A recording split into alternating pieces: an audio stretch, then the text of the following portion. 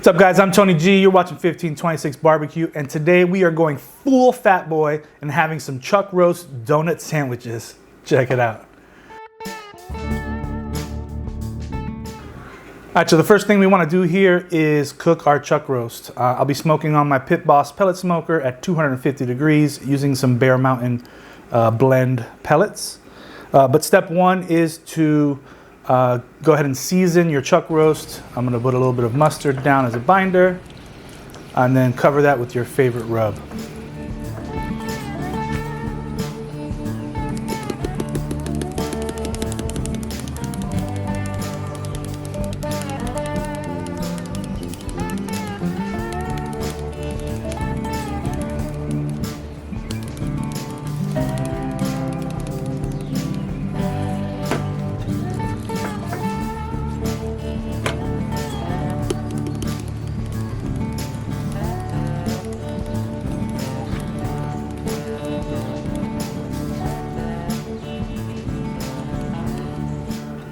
Once your pit's up to temp, again, I'm cooking at 250. Go ahead and pop the chuck roast in and let it smoke really for about 4 or 5 hours till you hit an internal temp of 165 degrees.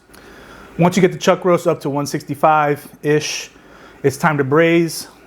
Your braising solution can really be any kind of concoction you'd like to try. I really like adding Johnny Walker, so I'll be doing that. My braising solution has chopped onions and green peppers, some Wagyu tallow, for the fat in the braising solution, as well as some Johnny Walker and a little bit of the barbecue rub that I put on the chuck roast.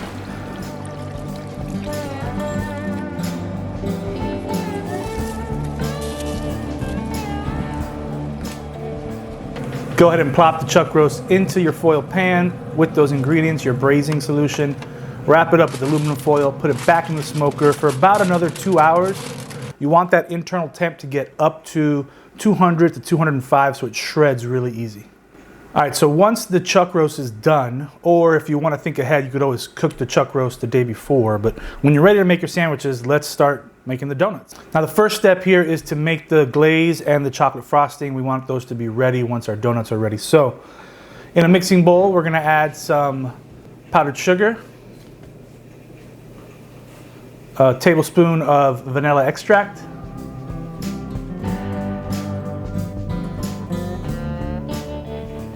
and 2 tablespoons of milk, and whisk that up, and we'll see what else we need to add to it to make it the right consistency. Once you're done whisking, you want the glaze to kind of stick to the whisk a little bit. If it's a little too runny, add more powder, like I did, more powdered sugar, as I did. If it's a little too thick, you could always add a little more milk. That's it. That's our donut glaze, or our standard glaze. Now let's make our chocolate frosted glaze. So again, in a mixing bowl, add about 1/2 cup of powdered sugar. We're going to add 2 tablespoons of this cocoa powder or chocolate powder. Also a tablespoon of vanilla extract and 2 tablespoons of milk. Whisk it up real good. Now for your chocolate frosting, right? Frosting, not glaze. You want that to be a little thicker. So we added more powder by adding the chocolate powder or the cocoa powder, but we didn't add any more liquid. This came out perfect, exactly the way I did it the first time. I'll be using the store-bought pre-made biscuits, right? They come in a tube, you pop them open, and this one has 8 biscuits inside. I'm just gonna spread those out on a cutting board.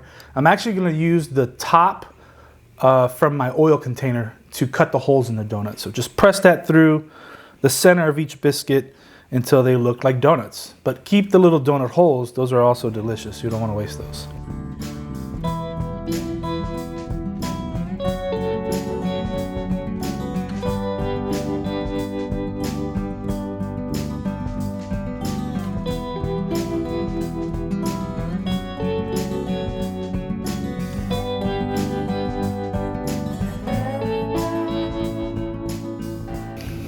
All right, now it's time to heat up our oil. Grab yourself a pot, add about 1 quart of vegetable oil.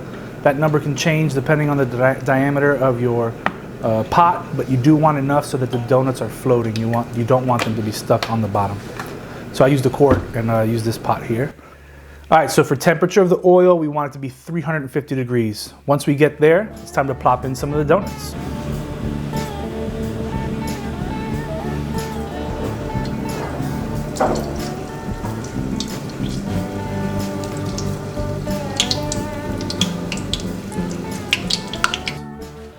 Now these don't take very long to cook at all.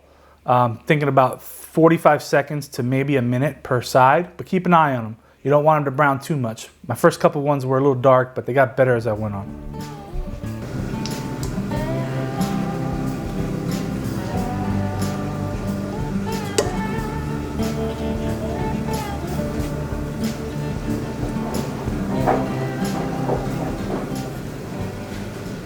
Hey, just a quick note, if you don't want to make the donuts from scratch, just buy them from the store. I'm being extra. As the donuts are ready out of the fryer, just go ahead and put them on a plate with some paper towels to absorb some of that extra oil. Okay, now once you're done making all your donuts and your donut holes, it's time to glaze them. You do want to let them cool down just a little bit before you do that, so wait about 10 or 15 minutes. To glaze a donut, just grab one, dip it into your glaze. Make sure you flip it over. You want to glaze the entire donut for the glazing solution. And for the chocolate frosted, even easier. Just grab a donut, plop it in there, give it a wiggle. You want that thick frosting to kind of stick. Pull it out and put it on a plate. Just do that for all your donuts. All right, the next step is to cut these donuts up and load them up with our chuck roast. Now I am using a donut hole kind of as a stopper so that the chuck roast doesn't fall out the bottom.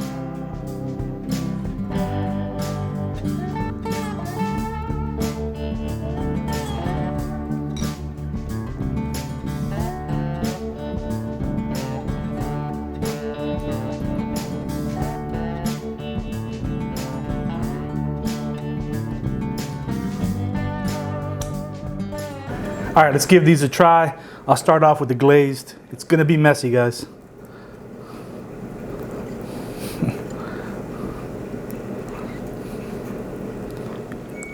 That's pretty good.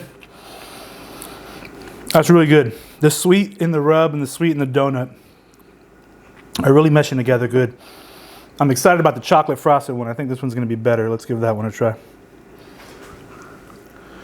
Okay, so they're both really good. Really messy and not something I would do every day, but definitely worth a try. Thanks for watching. We'll catch you next time.